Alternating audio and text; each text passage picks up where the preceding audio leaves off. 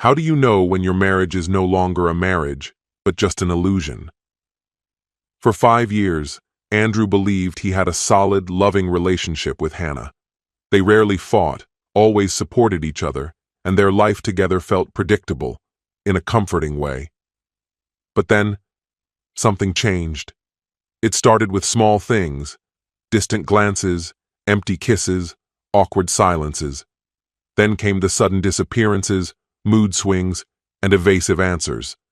The truth was closer than he ever imagined, and when it finally surfaced, it hit harder than he could have ever prepared for. Love, betrayal, manipulation. This wasn't just about emotions, it was about everything he thought was real. Are you ready to find out how it all ends? Hello, my friend. I'm so glad you stopped by my channel. If it's your first time here, don't forget to subscribe and like this video, as every like truly inspires me. Now, let's get started. My name is Andrew, and for the past 5 years, I believed I was part of a happy marriage. Hannah and I had what most would call a stable and functional relationship.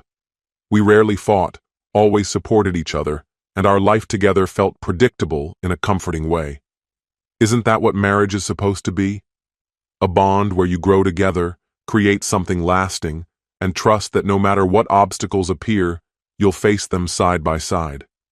That's what I thought, until recently. Something had shifted between us. At first I barely noticed. It was subtle. Small changes that could easily be dismissed as stress, exhaustion, or just an off week.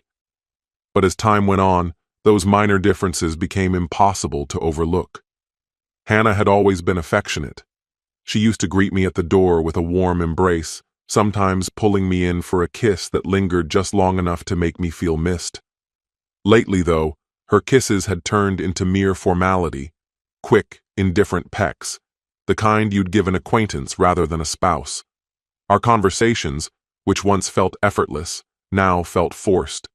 We used to talk about everything, but when I asked about her day, she'd reply with clipped, hollow answers. The warmth in her voice had faded. The laughter, the playful teasing, the deep connection we had. It had all disappeared. We weren't living as a couple anymore. We were just two people sharing a space. And then, there were her mood swings. Some days, she seemed lost in thought, distant, unreachable. Other times, the smallest thing would set her off, snapping at me over nothing. When I asked if something was wrong, she always dismissed it with a curt, "I'm fine." Each time I tried to dig a little deeper. "Are you sure?" I'd ask. And every time she would repeat the same empty phrase, "I'm fine, Andrew." But I knew better. Something was off, and the more I tried to understand, the more unsettled I felt. I thought back to when we first fell in love. The late nights where we lost track of time talking, the way we'd curl up together in bed, whispering about our future. We had been inseparable. But now, it felt as if she were slipping away, retreating like the tide pulling away from the shore. So, I tried harder.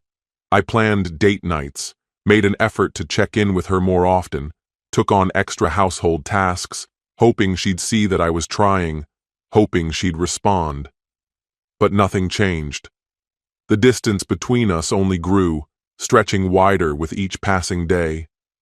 One night, I lay awake, staring at the ceiling, feeling suffocated by the silence between us. We hadn't been intimate in months, and I didn't understand why. Desperate for answers, I spent hours online, reading articles about reviving relationships, scrolling through forums filled with people just as lost as I was. A common theme kept coming up: physical touch. Reconnecting through touch, it seemed, could reignite emotional closeness. It made sense. Lately, Hannah and I had barely touched at all. No casual brushes of fingers, no affectionate gestures, just those obligatory kisses when they happened at all. I decided to start small. Reaching over, I gently took her hand, hoping the simple act would create some kind of bridge between us. But the moment my skin met hers, she flinched and pulled away as if my touch repulsed her. "Just leave me alone," she muttered, her voice devoid of warmth. I turned on my side, unwilling to give up. "Hannah, please talk to me," I said quietly. "Did I do something? What's wrong?" She didn't respond. She didn't even look at me. She lay there, motionless, as if waiting for me to give up. I hesitated before reaching out again, this time resting a hand on her shoulder, silently begging for any sign that she still cared, that we weren't completely lost. And then she snapped. She turned sharply, her voice sharp as a blade.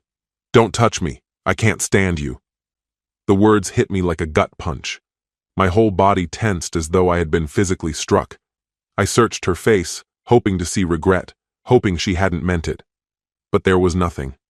Just cold detachment. I had no words. My mind went blank.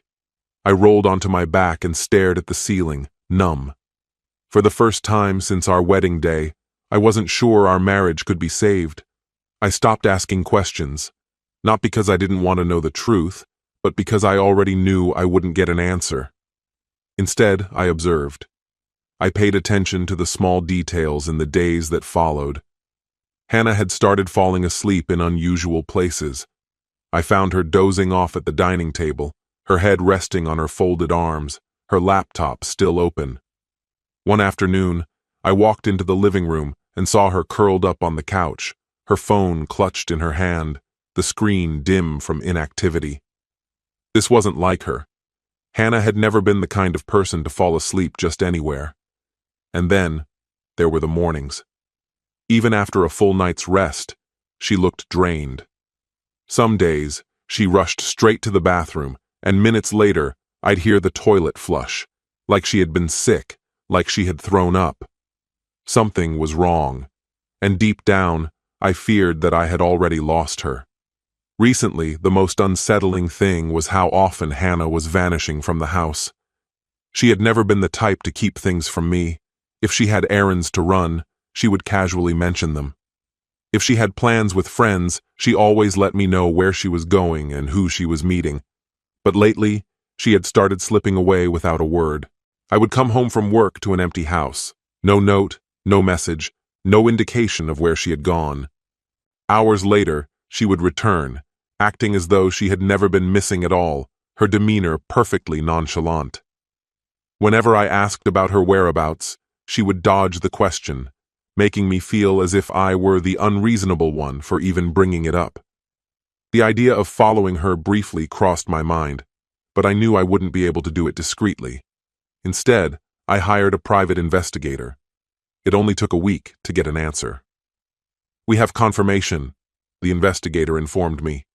And just like that, everything snapped into place. Hannah was seeing someone else. That was the reason for her sudden distance, the reason she avoided my eyes, the reason I felt like a stranger in my own marriage. I could have confronted her immediately, thrown the proof in front of her, demanded she explain herself, watched as she tried to justify her betrayal. But I didn't. Because in that instant, I understood something far more devastating. Hannah had already made her decision. She had chosen someone else over me. And I refused to be the kind of man who begged for love that had already been given away. No, she didn't deserve the satisfaction of a confrontation. She deserved to be blindsided. My mind was made up. I would divorce her, and she wouldn't see it coming. One evening, I came home early, determined to find an important document my lawyer had requested for the divorce proceedings. I had been putting it off, but now was the time. I went straight to the bedroom, moving toward my section of the closet where I kept my important paperwork. I flipped through folders, sifted through bank statements and old receipts, but the document was nowhere to be found. Frustrated, I exhaled sharply, running a hand down my face.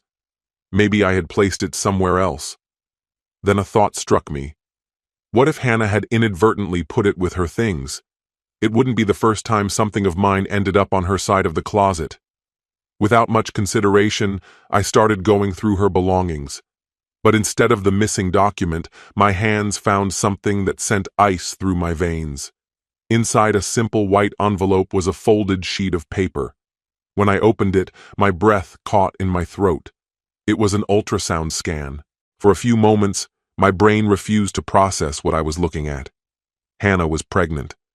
My hands trembled as I examined the paper, my eyes scanning the details. Over a month along. My heartbeat thundered in my ears. She had never mentioned this to me. Why? I checked the date of the ultrasound, trying to piece together the timeline. Was this why she had been so distant? The reason for her sudden irritability, for the way she barely tolerated my presence? And then, a far more sinister thought took hold. Was the baby even mine? This wasn't something I could sit on. I couldn't pretend I hadn't found this. I needed answers, immediately. The rest of the evening was a blur, my mind spiraling, my emotions tangled between fury and disbelief. Time lost meaning until the sound of keys in the front door snapped me back to the present. Hannah stepped inside, unaware of the storm she was walking into. Her phone was in one hand, her gaze locked on the screen, not even glancing up. I didn't give her time to settle. How long have you known? The question left my lips before I could stop myself, sharp and unyielding. She froze mid-step. Her posture stiffened, her mouth opening slightly, but no words came. A tense silence stretched between us until she finally swallowed, her voice barely above a whisper. I was going to tell you. I let out a dry, humorless laugh. Going to tell me? I repeated, pushing off the couch, my body coiled with tension. Why would you need time to tell your husband he's going to be a father? Or is it because you don't know if I am? The second those words escaped my mouth, I saw it. The briefest flicker of hesitation. Hannah quickly tried to recover, squaring her shoulders as she blurted out, "Of course it's yours." I didn't believe her. Not for a second.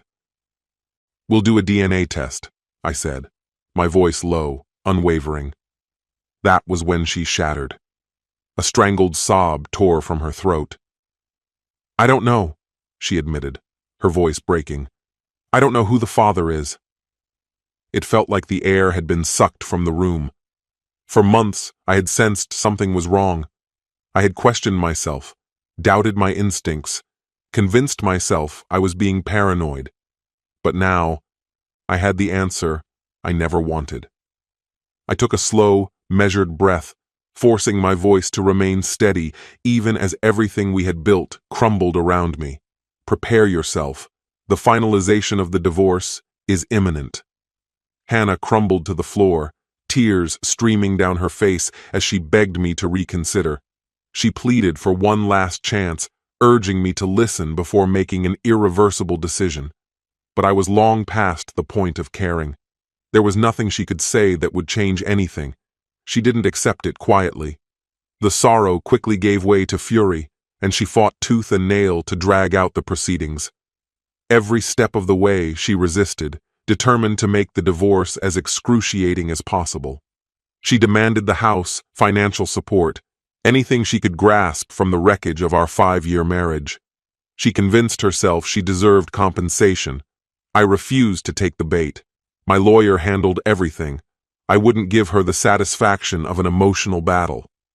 Then came the paternity test. When the results confirmed what I had already suspected, that the child wasn't mine, her defenses crumbled. No more justifications. No more frantic explanations. With no leverage left, the court ruled in my favor, and she walked away with little to show for all her efforts. Not once have I regretted my decision. Had I stayed, had I allowed her to ensnare me with hollow words and manipulative apologies, I would have been trapped in a life that was never mine to begin with, raising another man's child. By the time the legal battle concluded, I had already severed myself emotionally. The endless deceptions, the conflicts, the exhausting courtroom confrontations, it had all drained me beyond repair. Months later, I finally uncovered the full scope of her betrayal. Piece by piece, through whispers from mutual acquaintances and evidence surfaced in court, the truth came to light.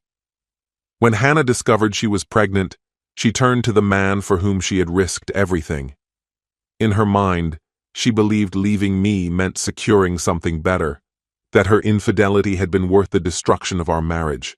Perhaps she even hoped her lover would prove her right, that he would embrace the situation and start a new life with her. But reality hit her like a freight train. He wanted no part of it. Without hesitation, he urged her to get rid of the baby. He wasn't ready to be a father. He had no intention of adjusting his life for her or the child. And just like that, the illusion she had clung to collapsed. Hannah was left in the ruins of her own choices. She had burned every bridge, believing she was trading up, only to realize she had gambled everything and lost. That's when resentment took over. Rather than face the truth that she had single-handedly dismantled her own life, she let her bitterness consume her. Instead of holding herself accountable, she redirected her fury toward me. That was why she grew distant. That was why she couldn't even meet my gaze. It was never about me. She was repulsed by her own actions, seething with regret for abandoning a faithful husband for a man who discarded her the moment things got complicated. I was nothing more than an easy target for her self-hatred, remorse, and misplaced anger. By the time I pieced everything together, it no longer mattered. I had already walked away. And for that, I am thankful. If I had ignored the warning signs, if I had allowed denial to keep me tethered to a lie, I would have spent my life raising a child that was never mine. That's the harsh truth. Some men choose to blind themselves. They silence that gnawing feeling in their gut, convincing themselves their wife is merely going through a phase, believing that if they just hold on a little longer, she'll come back to them. But let me tell you this. When someone is done with you, you will feel it. I felt it, and I trusted my instincts. A divorce is far better than living in a lie. That's the lesson I've learned. That's the truth I stand by. This story has come to an end. This story, filled with pain and betrayal, teaches an important moral lesson. You cannot ignore the obvious and hope that things will fix themselves. In life, there are moments when we must make difficult choices, hold on to the past, or let it go for the sake of our future. The protagonist trusted his instincts, put himself first, and refused to let deception ruin his life. Love and loyalty must be mutual, and when trust is broken, living in denial only prolongs the pain. Sometimes, walking away is not a defeat, but the only path to true freedom. What's your opinion? Please tell me which city and country you watched this video from, and I'll say goodbye to you until the next video. Goodbye.